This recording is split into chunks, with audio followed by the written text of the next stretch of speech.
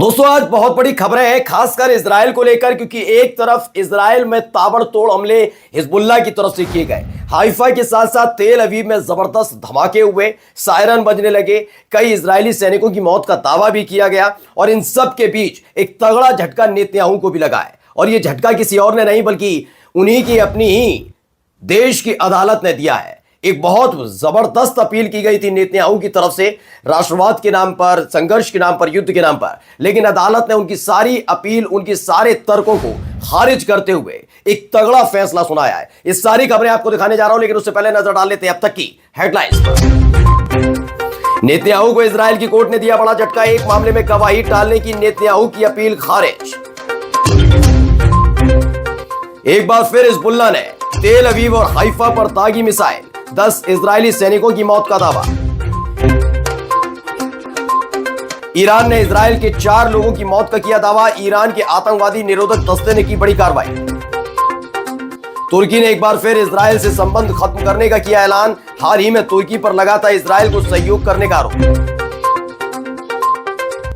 और हूती लड़ाकों ने अमेरिका के जंगी जहाज को बनाया निशाना, खुद अमेरिका ने की हमले की पुष्टि। लाइव टीवी, सच सबसे आगे। नमस्कार, मैं हूं प्रज्वल गौतम और आप देख रहे हैं द लाइव टीवी। मैं अपनी वीडियो की शुरुआत करूं उससे पहले एक छोटी सी अपील करना चाहूंगा। जो स्क्रीन पर आप क्यूआर कोड देख रहे हैं उस पर जितनी संभव मदद हमारी मदद कीजिएगा। दोस्तों वैसे तो आपका प्यार मिल रहा है, लेकिन प्यार की तादाद थोड़ी कम हो रही है। मैं बस कह रहा हूं, आपसे समझा रहा हूं आपको। दरअसल क्या है कि जब हम इजराइल, ईरान, इन तमाम देशों से जुड़ी हुई खबरें दिखाते हैं तो यूट्यूब हमारा रेवेन्यू बहुत बहुत बहुत कम कर देता है। बस अपील यही है कि जो जज्बा, जो हौसला आपने अब तक बरकरार रखा, मेरा, मेरी टीम मेंबर्स का, वो बरकरार रखिएगा। ये क्यूआर कोड पर स्कैन करके जितनी संभव मदद हो हमारी मदद कीजिएगा। यही नहीं, लाइक और शेयर करना मत भूलिएगा और कमेंट करना बिल्कुल मत भूलिएगा, क्योंकि अपने वीडियो में, हर एक वीडियो में मैं एक एक जो हमारे दर्शक हैं उनके कमेंट्स दिखाता हूं। आपने पहले भी देखा है और आगे भी दिखाएंगे। फिलहाल शेयर करना मत भूलिएगा और खबर की शुरुआत कर लेते हैं। तगड़ी खबर है, बहुत तगड़ी खबर, क्योंकि नेतन्याहू को लग रहा था कि उनकी अदालत ईरान, हिजबुल्लाह, हूती, हमास, इन सब से घिरे होने की वजह से अदालत कहेगी नहीं नहीं बहुत काम है नेतन्याहू पर, इसलिए उनको छूट दी जाए, लेकिन छूट नहीं दी गई। अब देखिए खबर क्या है। ये दी ओथ एनरोथ है, ये खुद इजराइल के अखबार के एक पत्रकार हैं बड़े, उन्होंने लिखा है यरूशलेम में सेंट्रल कोर्ट ने नेतन्याहू के खिलाफ खोले गए मामलों में से एक में उनकी गवाही को 4 साल के लिए स्थगित करने के अपील को खारिज कर दिया। इन्होंने कहा था कि हालात बहुत खराब है, इसलिए एक काम करिए, इस गवाही को 4 साल के लिए टालिए। 1 साल नहीं, 2 महीने, 4 साल के लिए लिखा हुआ है।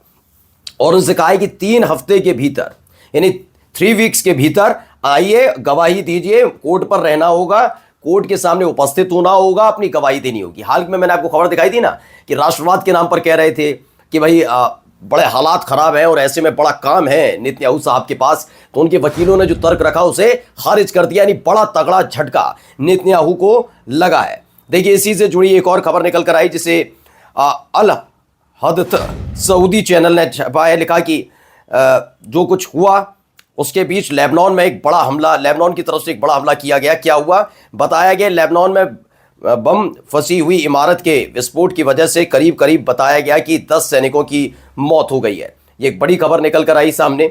इसी से जुड़ी कई और निकल कर आई, जैसे मैंने बताया कि इजराइल में बड़ा तगड़ा हमला किया गया है। हमला किया है, इजराइल टुडे वेबसाइट ने खुद दावा किया है, हाल ही में तेल अवीव को निशाना बनाकर किए गए बम विस्फोट में जो आश्रयों की ओर भाग रहे थे, यानी जो शेल्टर्स की तरफ भाग रहे थे, जब सायरन बजता है तो बंकर की तरफ भागते हैं, सुरक्षित स्थान की तरफ भागते हैं, तो शेल्टर्स की तरफ भागते हुए 5 लोग जो इजरायली लोग हैं वो घायल हो गए हैं। इस बात की पुष्टि इजराइल की मीडिया कर रही है। एक प्रेस टीवी का ये वीडियो आप देख सकते हैं, प्रेस टीवी ने इस वीडियो को दिखाया है। इस वीडियो में आप तमाम चीजें देख सकते हैं और उसमें जो दावा किया गया है प्रेस टीवी की तरफ से वो ये है कि हिजबुल्लाह ने तेल अवीव के दक्षिण पूर्व यानी कि साउथ ईस्ट में इजराइल के तेल नोफ एयरबेस पर हमला किया। जबरदस्त हमले की ये वीडियो निकल कर आई है जो आपके सामने रख रहा हूं। ये प्रेस टीवी की तरफ से रिलीज की गई। ये हिजबुल्लाह का हमला तेल अवीव पर किया गया है और खास तौर पर इन्होंने नोफ एयरबेस को निशाना बनाया है। इसी से जुड़ी एक और वीडियो जो वॉर कैबिनेट नाम के जो टेलीग्राम है उनका चैनल, उसके जरिए इन्होंने दिखाई है। उसमें बताया गया कि जैसे ही हमले होने लगे उसके फौरन बाद सायरन बज रहे हैं। आप आवाज भी सुन सकते हैं, सायरन लगातार बज रहा है। वहां पर लिखा है कि हवाई क्षेत्र के उल्लंघन, यानी कि जैसे एयर स्पेस वायलेशन हुआ, यानी वायलेशन का मतलब क्या होता है कि आपके देश में अगर कोई बम, गोला बारूद, ड्रोन, लड़ाकू विमान कोई आता है तो उसे वायलेशन के तौर पर माना जाता है जब तक आप उसको इजाजत नहीं देते हैं। कोई हवाई जहाज भी आ जाए उसे वायलेशन माना जाएगा जब तक आप उसे इजाजत नहीं देते।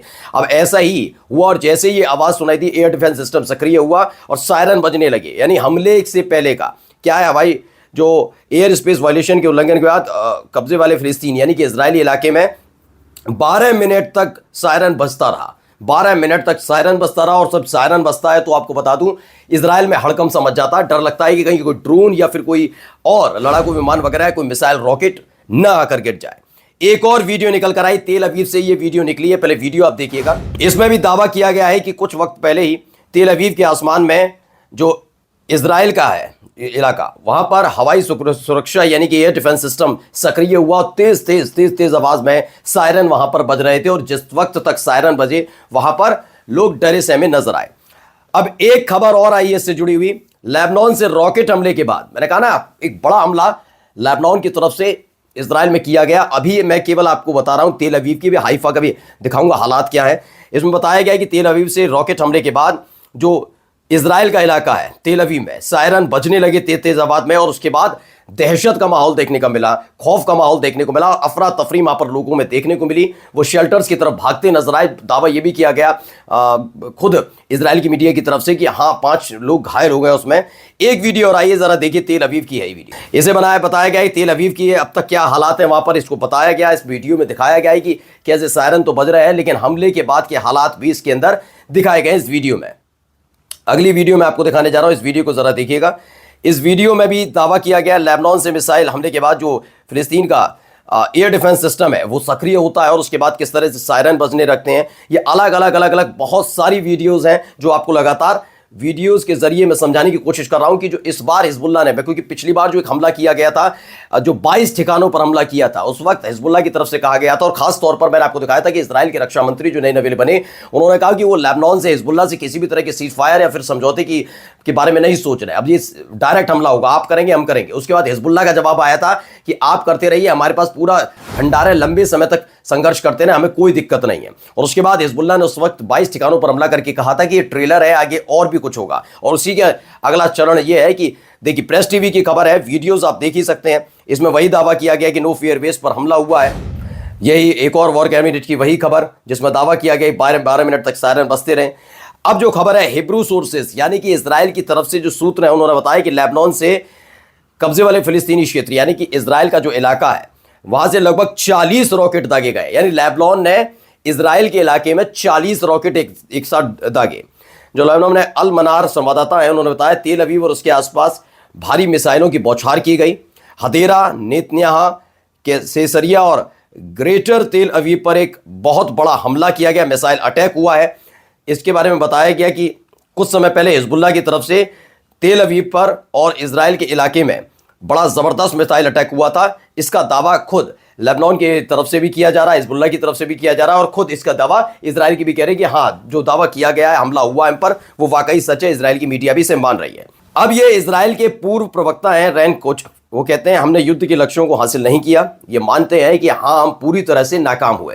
दरअसल जब 7 अक्टूबर को पहला हमला हमास ने किया था उसके बाद लग रहा था कि हफ्ते भर के भीतर ही पूरा संघर्ष थम जाएगा, लेकिन अमेरिका की एंट्री की वजह से हिजबुल्लाह की एंट्री होती है, हूती लड़ाकों की एंट्री होती है और देखते ही देखते अब देखिए इसमें ईरान से लेकर रूस और पर्दे के पीछे रहकर चीन भी आ गया है इस पूरे संघर्ष में। अब इसको लेकर इजराइल की तरफ से साफ साफ कह दिया कि हाँ हम फेल कहीं ना कहीं हुए हैं, हमने जो वॉर गोल्स थे उन्हें अचीव ही नहीं कर पाए बिल्कुल भी, और इसी के साथ कैदियों को वापस नहीं किया है, हमास को पूरी तरह से नहीं हरा पाए। यानी उन्हीं की अपनी ही सेना के एक पूर्व प्रवक्ता बताते हैं कि हम पूरी तरह से नाकाम रहे हैं। अब एक और वीडियो इसी से जुड़ा हुआ निकल कर आया जो मैं हाइफा का बता रहा था। ये तो अभी तक आपको मैं दिखा रहा था तेल अवीव में। अभी देखिए वीडियो निकल कर आया, इसमें बताया हिजबुल्लाह ड्रोन एक्सप्लोड्स इन केफर मसारी।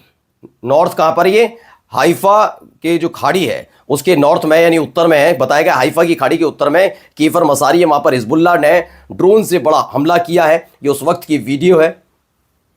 अब एक और खबर मैं आपको दिखा देता हूं कि वहां क्या बातचीत चल रही है आजकल, इजराइल में चल क्या रहा है, लोग क्या सोच रहे हैं इसलिए, क्योंकि बार बार ये निकल रहा था कि लेबनान के साथ संबंध हो जाएंगे, समझौता हो जाएगा, लेकिन क्या होने जा रहा है इसमें कहा आप इसे नहीं समझते। क्रिया पर हमला करना आपके विचारों से कहीं ज्यादा घातक है।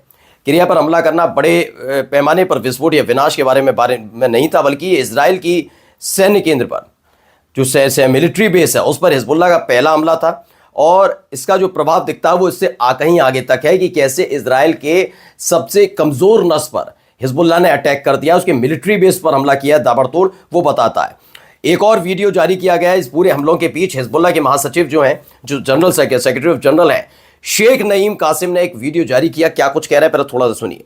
अस्सलामु अलैकुम व रहमतुल्लाहि व बरकातुहू। तो ये सिर्फ हिजबुल्लाह के अपने लड़ाकों के लिए नहीं था, हमास के लिए नहीं था, हुती लड़ाकों के लिए नहीं था, बल्कि ये सीधे सीधे एक समझाइश भी थी कि समझ लीजिए क्या हो रहा है। इजराइल के लिए भी एक बड़ा संदेश इसमें छिपा हुआ था शेख नईम कासिम का। उन्होंने कहा, शेख नईम कासिम ने, इसमें एक खबर निकल कर आई है, इसमें जो बताया गया कि जो इस्लामी प्रतिरोध है, यानी कि जिसको हम ये टिपिकल हिंदी है, लेकिन मैं कहता हूँ लड़ाके जो है न के मुजाहिदीन से कहा कि आप अहंकार और अत्याचार के सामने ताकत है, यानी कि जो इजराइल का अहंकार है, ईगो है, और जो जिस तरह की वायलेंस है उसके खिलाफ आप खड़े हैं, आप ऊंचे सर के साथ अपमान को तोड़ते हुए आत्मसमर्पण करते हैं, और ये बहुत ज़बरदस्त है। उन्होंने बताया कि आप इस बात पर गर्व कर सकते हैं कि आपने जो जियोनीवाद है, यानी कि जो इनका इजरायली यहूदी हैं, उनके सारे स्तंभों को हिलाकर रख दिया है। इसी में आगे वो कहते हैं, इजरायली मीडिया की तरफ से कहा गया, चीफ ऑफ स्टाफ को इजरायली कार्ड्स ने हैरान कर दिया, हिजबुल्लाह को डिसऑर्नामेंट करने की कोशिश की गई और बताया गया कि वो अपने लक्ष्य को पाने में पूरी तरह से नाकाम रहा है इजराइल। अब एक दावा जो मैंने हेडलाइंस में दिखाया था दोस्तों, वो था क्या, दरअसल वो ईरान से जुड़ी खबर थी। एक तरफ हिजबुल्लाह ने हाइफा और तेल अवीव पर हमला किया, तो वहीं एक दावा ईरान की तरफ से किया गया। प्रेस टीवी की खबर है, पढ़िए। 4 Israeli linked terrorists killed, 7 other captured amid drill in south eastern Iran. इन्होंने कहा कि दक्षिण पूर्वी ईरान जो है वहां पर ड्रिल चल रही थी। अभ्यास के दौरान इजराइल से जुड़े 4 इनके मुताबिक आतंकवादी हैं, घुसपैठियों को मार गिराया गया और 7 अन्य पकड़े गए। दावा आगे कि ईरान के इस्लामिक रेवोल्यूशनरी गार्ड कॉर्प्स यानी IRGC ग्राउंड की फोर्स के एक वरिष्ठ अधिकारी का कहना है, सीनियर अधिकारी का कहना है कि दक्षिण पूर्वी सिस्तान और बलूचिस्तान प्रांत में चल रहे प्रमुख टेररिस्ट एंटी टेररिस्ट ड्रिल के दौरान 48 घंटे में हमारी जो सेना है उसने इजरायली शासन से जुड़े हुए 4 घुसपैठियों को मार गिराया और 7 को अन्य को गिरफ्तार कर लिया जो पाकिस्तान की सीमा के करीब थे। अब एक खबर है कि जॉर्ज गैलेवे से जुड़ी हुई। उन्होंने कहा कि नेतन्याहू महिलाओं और बच्चों की हत्या करके और लेबनान की ऐतिहासिक विरासत को नष्ट करके लेबनान में इजराइल की सैन्य हार की भरपाई करना चाहते हैं। दावा किया गया कि लेबनान में जो उन्हें जख्म मिल रहा है उसके लिए वो रिहायशी इलाकों पर हमले कर रहे हैं। इस तरह का दावा जॉर्ज गैलोवी की तरफ से किया गया, जिसने अपने आप में हड़कंप मचा दिया। अब आते हैं एक और महत्वपूर्ण खबर पर, क्योंकि आपको पिछले कुछ दिनों से मैं दिखा रहा हूं कि चाहे इटली है, कई और देश हैं जो इजराइल से धीरे धीरे अपने संबंधों को सीमित कर रहे हैं। लेकिन खबर आई थी तुर्की को लेकर। तुर्की में देखा गया था एक ट्रक पकड़ा गया था, एक जहाज भी उनके बंदरगाह पर मिला था। तब जो फिलिस्तीन समर्थक हैं वो चढ़ गए थे। उन्होंने कहा कि इजराइल को सप्लाई किया जा रहा हथियार और उसको शरण दे रहा है ये अपना देश तुर्की। नाराजगी हुई थी। अब तुर्की की तरफ से जो बयान आया है पहले देखिए। तो एर्दोगन ने कहा है कि तुर्की ने इजराइल के साथ सारे के सारे जितने भी हमारे ट्रेड था उसमें कटौती कर दी है, जबकि एर्दोगन ने इजराइल के साथ व्यापार कटौती करने का दावा किया है। जहां तक कि तुर्की में के जहाज की कुछ लाइव ट्रैकिंग भी हुई, जहां जो इजराइल के बंदरगाहों की तरफ जाते हुए नजर आते हैं कि कैसे तुर्की के जहाज इजराइल तक पहुंच रहे हैं। तुर्की इजराइल की सबसे बड़ी जो इकोनॉमिक लाइफलाइन की तौर पर बनकर सामने आया। एक तरफ तुर्की कहता है फिलिस्तीन के साथ खड़े हैं और ये सब हो रहा है। ऐसे में बड़ी थूथू हो रही थी। तो SNN इंग्लिश की तरफ से एक खबर थी और उस पर जवाब दिया गया एर्दोगन की तरफ से। उन्होंने कहा हमने तुर्की देश के रूप में और एक सरकार के तौर पर इजराइल के साथ संबंध तोड़ने का फैसला किया। अंकारा भविष्य में इजराइल के साथ कोई सहयोग नहीं करेगा, ना आर्थिक ना व्यापारिक किसी भी तरह का, और हम ना ही ऐसा कोई कदम उठाएंगे जिससे इजराइल को सुविधा मिलती हो। यानी एक बड़ा ऐलान मजबूरन ही सही लेकिन करना पड़ा। एक खबर और है कि किस तरीके से पिछले इतने दिनों से युद्ध चल रहा है, तो हालात क्या है।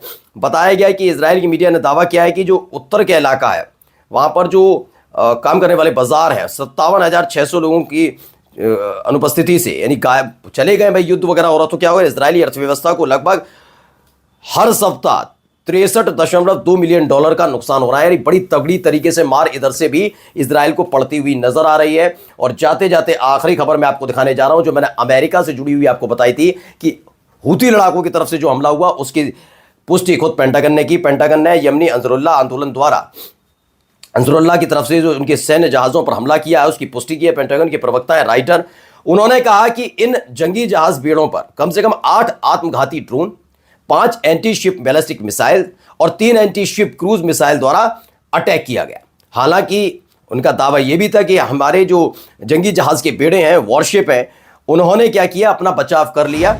लेकिन फिर भी एक बड़ा हमला हूती लड़ाकों की तरफ से किया गया। इसकी पुष्टि किसी और ने नहीं, अमेरिका ने की है। नमस्कार।